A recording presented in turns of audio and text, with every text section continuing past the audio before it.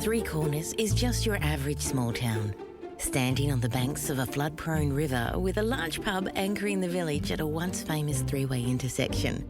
Now it's simply convenient, as people chase the country dream, the country lifestyle, just not the unceasing agricultural workload.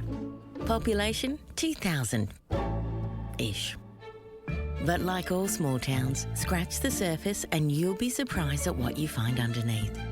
In that sense, Three Corners is really no different to any other small town I know, except perhaps for some of the characters you might meet. Marshmallows. You could hear the giggles all the way up the valley. They snuck under doors, around verandas. They floated up the small ridges and through the canopied forest. They drifted under the pecans to the farmstead and through the gaps in the liquid ambers and agapanthus. The giggles that come with pure fun and joy. The laughter of the innocent, bouncing in and over and around the hay bales. Marshmallows, they called them. Wrapped up against the weather, from a distance, they did look like marshmallows. Big, fat, luscious marshmallows. 4 across and 5 down, partially shaded by the giant silky oak on the flat beside the creek. Every morning, a small bag was packed.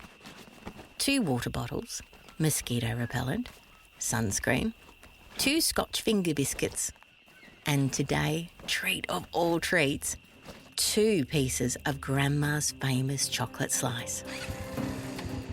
Down the driveway, the quad bike roared, cutting across the grass just past the cattle grid and over to the rough dirt tractor track that lay alongside the dry creek bed. This far down, the creek didn't run, but beside the marshmallows, there was also a quiet pool. Last week, they'd scared themselves silly with the eel. It looked like a black snake with ears, and their city ways were only starting to fade as they scrambled, yelling and squealing up to the farmhouse. Today, though, they were far more seasoned and took the thought of mozzies, marchflies, ticks and leeches all in their stride. The scramble to the top was made easier by the old rotary hoe that slumbered beside the marshmallows. And so the bouncing commenced. Side to side and up and down. Falling between was a hazard taken in their stride, with no parents to hover or call out warnings, and the laughter trilled into the treetops and bound its way up and down the valley, competing with the parrots, the cockies and the cicadas. It made people pause while they hung out the washing, watered the garden, and it stopped old farmers in their tracks who were fencing as the sound of laughter lifted their hearts and older memories of childhoods gone by resurfaced.